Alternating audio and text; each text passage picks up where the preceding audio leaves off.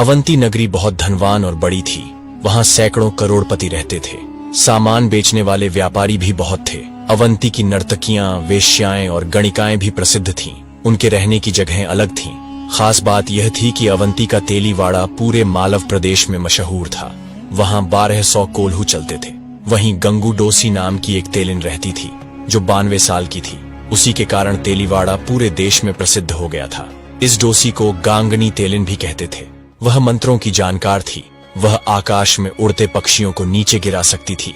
दुश्मनों का नाश, वशीकरण, रोक टोक, आकाश में उड़ना, रूप बदलना जैसी कई क्रियाओं में निपुण थी। उसने इन सारी विद्या को सिद्ध कर लिया था। इन्हीं विद्या के कारण तेलीवाड़ा पूरे जगत में प्रसिद्ध हो गया था। गंगू डोसी बहुत बूढ़ी होने के कारण घर में ही रहती थी, बाहर नहीं निकलती थी। वहीं नागदमनी नाम की 45 साल की एक तेलिन बहुत प्रभावशाली थी और उसकी 17 साल की बेटी देवदमनी शापित देवकन्या जैसी लगती थी। एक दिन महाराजा विक्रम अपने रक्षकों, महामंत्री और महाप्रतिहार के साथ सुबह घूमने के लिए गांव के बाहर निकले। लौटते समय वे तेलीवाड़ा के बीच से गुजरे। उस समय देवदमनी अपने घर के सामने एक गली बुहार रही थी। धूल उड़ रही थी। विक्रम के साथ के 2 सेवक उसके पास आकर बोले, अरे लड़की, दिखता नहीं, महाराजा विक्रम आ रहे हैं, इतनी धूल क्यों उड़ा रही हो? एक तरफ हो जाओ। देवदमनी ने दोनों सेवकों की ओर देखकर कहा, राजा है तो अपने घर का है, मुझे क्या? मैं तो अपना आंगन साफ कर रही हूँ। तुम्हारे राजा ने कोई 5 डंडों वाला छत्र तो ले रखा नहीं जो धूल से खराब हो जाए? ये कहकर देवदमनी फिर से बुहारने लगी। उसी समय महाराजा विक्रम और महामंत्री के घोड़े वहीं रुक गए और उन्होंने देवदमनी के शब्द सुन ली। वीर विक्रम ने देवदमनी की ओर देखा। उसे देखते ही राजा रुक से गए। ऐसा रूप, ऐसा तेज, ऐसा सुंदर यौवन, क्या यह तेलिन है या देवकन्या? विक्रम ने महामंत्री की ओर देखकर इशारा किया कि इस लड़की के बारे में पूरी जानकारी जुटाई जाए और स्वयं महाप्रतिहार के साथ आगे बढ़ गए। महल लौटकर स्नान आदि से निवृत्त होकर विक्रम बैठक कक्ष में आए। उसी समय महामंत्री भट्टमात्र आ पहुंचे। विक्रम ने पूछा, वह लड़की कौन थी? महामंत्री ने कहा, कृपानाथ, जैसे तेलीवाड़ा में गंगू डोसी मशहूर है, वैसे ही नागदमनी नाम की एक तेलिन भी प्रसिद्ध है। वह लड़की उसी नागदमनी की बेटी है। इसका नाम देवदमनी है और यह भी एक विद्या में निपुण स्त्री है। विक्रम बोले, भट्टमात्र, वह जैसी भी हो, लेकिन उसने जो पंचदंड वाले छत्र की बात कही वह क्या है? भट्टमात्र हंसकर बोले, महाराज, यह लड़की बड़ी विचित्र है। इसकी बात को समझना आसान नहीं है। अभी देवदमनी को यहाँ बुला भेजो। पंचदंड वाले छत्र की बात जाने बिना मुझे चैन नहीं मिलेगा, विक्रम ने कहा। भट्टमात्र ने मन ही मन सोचा, स्त्री, बालक, गुरु और राजा, ये चारों हठी होते हैं। फिर उन्होंने राजा के आदेश के अनुसार बाहर आकर 4 सैनिकों को एक नायक के साथ देवदमनी को बुलाने भेजा। वह नायक 4 सैनिकों को लेकर तेलीवाड़ा में नागदमनी के घर पहुंचा। नायक की आवाज सुनकर नागदमनी घर से बाहर आई और 4 सैनिकों के साथ नायक को देखकर हैरान रह गई। नायक ने पूछा, तुम्हारी बेटी देवदमनी कहाँ है? नागदमनी ने कहा, क्यों भाई, उससे क्या काम है? मालवपति तुम्हारी बेटी को बुला रहे हैं। नायक ने कहा, अरे क्यों? बिना किसी अपराध के ही? अगर राजा इस तरह लड़कियों को बुलाने लगे तो राज्य में रहेगा कौन? हमारा कोई दोष नहीं है, कोई अपराध नहीं है। हमने राजा के काम में कोई रुकावट नहीं डाली। फिर मेरी बेटी को क्यों बुलाया?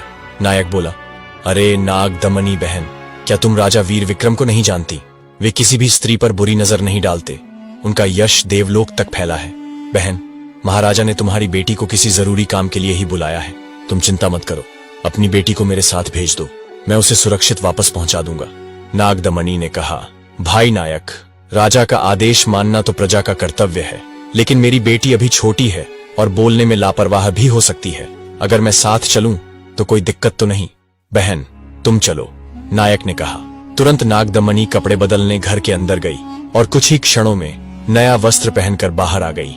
नायक नागदमनी को लेकर राजभवन पहुंच गया। महाराजा पहले से प्रतीक्षा कर रहे थे। महाप्रतिहार अजय नागदमनी को लेकर विक्रम के सामने गया और बोला, कृपानाथ, देवदमनी के बदले उसकी मां नागदमनी आई है। नागदमनी ने महाराजा विक्रम को प्रणाम किया। विक्रम बोले, आओ बहन, आओ, तुम अपनी बेटी को साथ क्यों नहीं लाई? महाप्रतिहार खंड के बाहर चला गया। नागदमनी ने कहा, कृपानाथ, मेरी बेटी अभी छोटी है, इसलिए यहाँ आने में उसे संकोच होता है। आपका जो काम है वह आप मुझसे कहें। विक्रम ने नागदमनी की ओर देखकर कहा, आज सुबह मैं तुम्हारे घर के पास से गुजरा। उस समय तुम्हारी बेटी रास्ता बुहार रही थी। उसने पंचदंड वाले छत्र की बात कही थी। मैं यह जानना चाहता हूं कि वह छत्र क्या है और कैसा है। नागदमनी बोली, कृपानाथ, इस छत्र के बारे में जिज्ञासा न करें, यही ठीक होगा। विक्रम ने कहा, नागदमनी, मैं परिणाम की चिंता नहीं करता, भाग्य को कोई बदल नहीं सकता, मुझे उस छत्र की बात जरूर जाननी है। नागदमनी सोच में पड़ गई। कुछ समय चुप रहकर बोली, महाराज, इस छत्र की पूरी जानकारी मेरी बेटी को है, लेकिन वह सीधे नहीं बता सकती। अगर आपको यह जानना है तो आपको एक खेल खेलना पड़ेगा। खेल? मैं समझा नहीं। विक्रम ने कहा, मैं समझाती हूं। नागदमनी बोली, आपको अपने बगीचे में एक कक्ष बनवाना होगा, फिर आपको मेरी बेटी देवदमनी के साथ शतरंज खेलना होगा। अगर मेरी बेटी लगातार 3 बार हार गई तो आप विजेता होंगे और फिर आपको उससे विवाह करना होगा। इसके बाद वह आपको उस छत्र का पूरा रहस्य बताएगी। उस खेल में मैं भी मौजूद रहूंगी, लेकिन हम तीनों के अलावा वहां कोई नहीं होगा।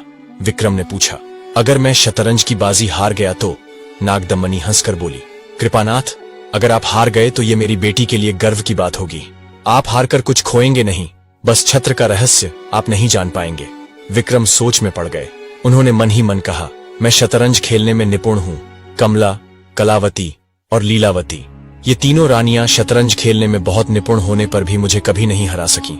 इनके अलावा महामंत्री भट्टमात्र और बुद्धिसागर भी मुझे नहीं हरा पाए। इसीलिए इस खेल में देवदमनी को हराना मेरे लिए मुश्किल नहीं है। अगर मैं जीत गया तो देवदमनी मेरी पत्नी बनेगी, और अगर हार भी गया तो कुछ दिनों तक लोगों में चर्चा होगी, बस और कुछ नहीं। यह सोचकर विक्रम ने देवदमनी के साथ शतरंज खेलने की बात मान ली। नागदमनी ने कहा, कृपानाथ, आप एक बार फिर सोच लें। मेरी बेटी देवदमनी शतरंज में बहुत माहिर है, आज तक कोई भी उसे नहीं हरा सका है। अगर आप उससे हार गए तो लोग आपकी हंसी उड़ाएंगे और आपका मान घटेगा। विक्रम बोले, नागदमनी, चिंता मत करो, अच्छे खिलाड़ी से खेलकर हारना भी जीवन का आनंद है। मुझे न हारने का डर है और न जीतने का घमंड। 3 दिन बाद मैं तुम्हें कहलवा दूंगा, तब तक खेल का मंडप तैयार हो जाएगा। नागदमनी उठी, राजा वीर विक्रम का जय घोष किया और प्रणाम करके खड़ी हो गई।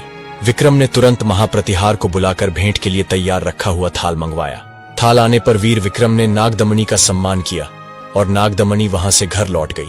उसी दिन शाम को महामंत्री मिलने आए, तब वीर विक्रम ने शतरंज वाली बात बताई।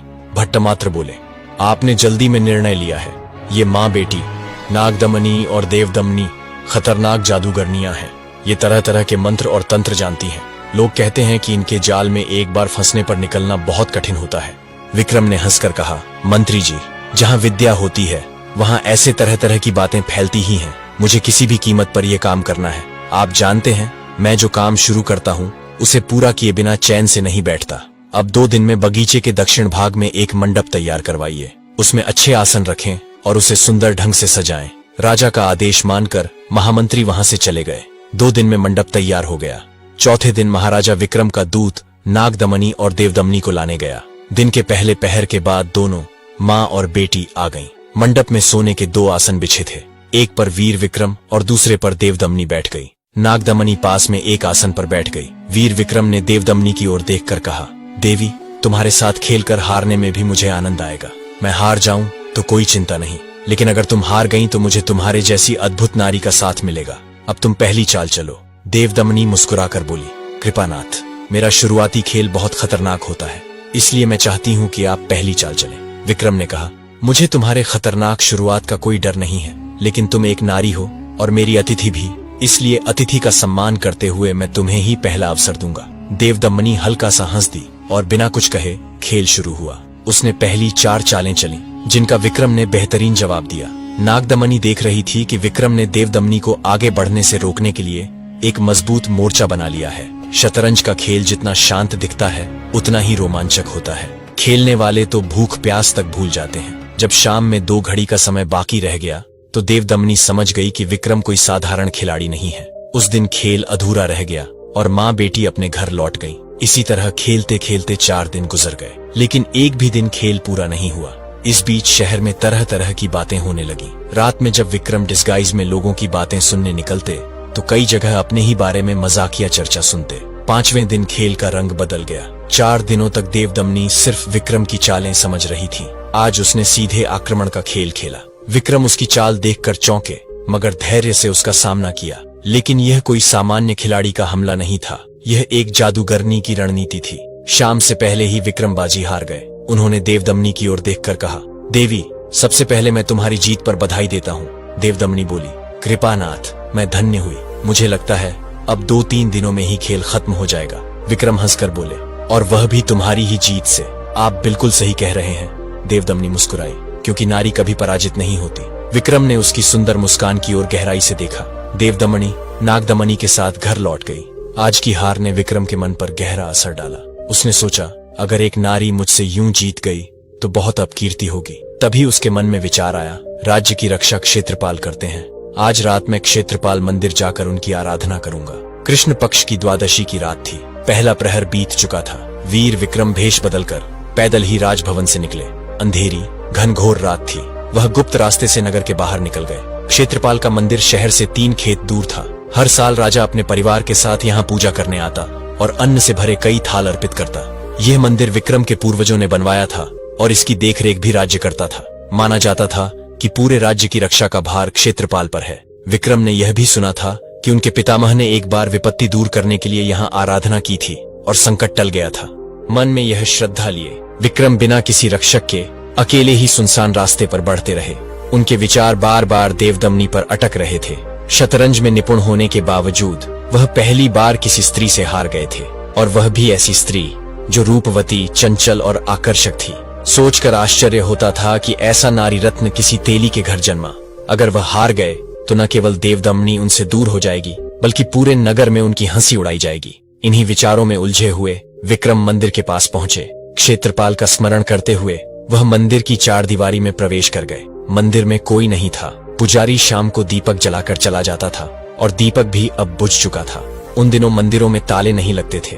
सिर्फ कुत्तों और बिल्लियों से बचाने के लिए गर्भगृह और मुख्य द्वार पर बाहर से सांकल लगा दी जाती थी। मंदिर में कितना भी धन मंदिर से कोई चोर भी चोरी नहीं करता था। जहां मनुष्य छोड़ना सीखता है वहां चोरी कैसे हो सकती है।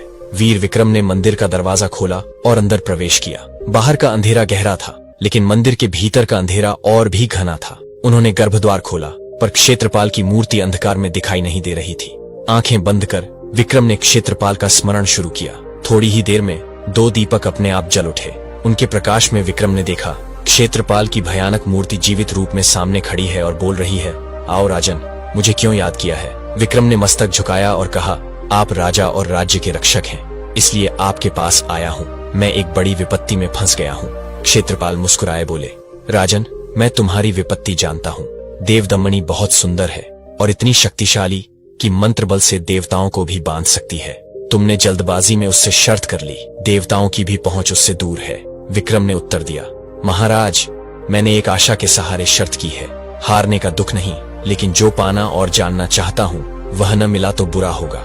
लोक निंदा कुछ समय की होती है, मिट जाती है, पर मैं देवदमनी को जीतना चाहता हूँ। आप मुझे जीत का उपाय बताएं। कुछ क्षण मौन रहकर क्षेत्रपाल प्रसन्न स्वर में बोले, वीर विक्रम, तुम सचमुच भाग्यशाली हो। हर साल देवदमनी सिकोत्री देवी के सामने फाल्गुन कृष्ण चतुर्दशी की रात में नृत्य करती है।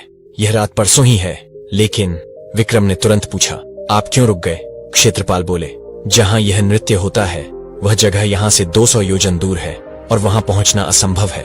विक्रम ने पूछा, देवदमनी वहां कैसे पहुंचती है। क्षेत्रपाल ने उत्तर दिया, वह कुछ ही क्षणों में पहुंच जाती है। उसकी शक्ति अपार है। विक्रम ने दृढ़ स्वर में कहा, देवराज, मैं भी वहां कुछ ही क्षणों में पहुंच जाऊंगा।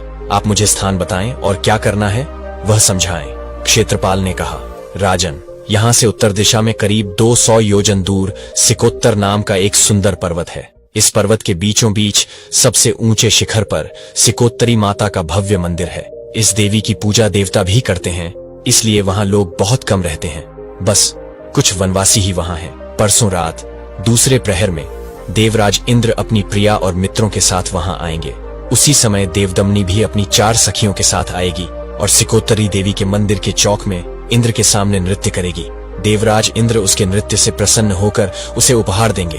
तुम्हें वह उपहार किसी तरह लेकर यहाँ वापस आना होगा।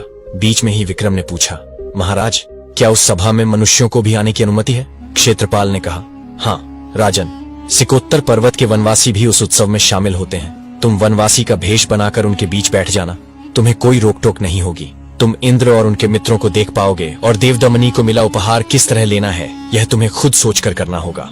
जब वह उपहार मिल जाए तो अगले दिन जब देवदमनी शतरंज खेलने बैठे, किसी बहाने चतुर्दशी की बात छेड़ना और उस उपहार की एक चीज उसे दिखाना। वह देखते ही क्रोधित हो जाएगी और खेल हार जाएगी। इसी तरह दूसरी और तीसरी बाजी में भी करना। इस तरह वह तीनों खेल हार जाएगी। विक्रम बोला, महाराज, आप मेरे और मेरे राज्य के रक्षक हैं। आपने मुझ पर बहुत बड़ा उपकार किया है। कल शाम मैं नैवेद्य लेकर हाजिर होऊंगा। क्षेत्रपाल ने प्रसन्न होकर कहा, राजन, राजा और राज्य की रक्षा करना मेरा धर्म है। जब तक इस सिंहासन पर बैठने वाला राजा श्रद्धा रखेगा, मैं अपना कर्तव्य निभाता रहूंगा। जब श्रद्धा का दीपक बुझ जाएगा, मेरा काम भी समाप्त हो जाएगा। छोटे बड़े सभी देवता श्रद्धा और भक्ति के वश में होते हैं। इतना कहते ही दोनों दीपक अपने आप बुझ गए। अंधेरा छा गया और क्षेत्रपाल भी अदृश्य हो गए। विक्रम ने उनकी मूर्ति को प्रणाम किया और मंदिर से बाहर आ गया। दूसरे दिन तय समय पर नागदमनी अपनी सुंदर कन्या देवदमनी के साथ उस मंडप में पहुंची और वीर विक्रम भी आ गया। आज शतरंज का दूसरा खेल शुरू होना था।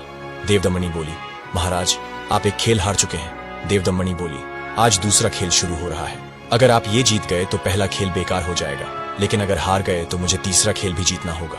विक्रम मुस्कुराए, सुंदरी, अगर तुम सोच रही हो कि मैं सिर्फ पंचदंड वाले छत्र का राज जानने के लिए खेल रहा हूं, तो ये भूल जाओ। जान गया तो अच्छा है, लेकिन इसके लिए मेरा कोई जोर नहीं है। देवदमनी ने हैरानी से पूछा, तो फिर ये शर्त क्यों मानी? विक्रम हंस पड़े, तुम समझदार हो, तेज दिमाग की हो और लोगों के मन को पढ़ सकती हो, फिर भी तुम ये नहीं समझ पाओगी कि मैं ये खेल क्यों खेल रहा हूँ। नागदमनी ने बीच में कहा, राजन, आपने तो खुद पंचदंड की ही बात की थी। विक्रम बोले, हाँ, वो तो बस एक बहाना था। मैं जानता था कि तुम्हारी बेटी शतरंज में माहिर है, फिर भी मैंने शर्त मान ली। क्यों? देवदमनी ने फिर पूछा। हारने के लिए, विक्रम ने हंसते हुए कहा। एक खास और तेज दिमाग वाली नारी को जानने के लिए इससे बेहतर तरीका मेरे पास नहीं था।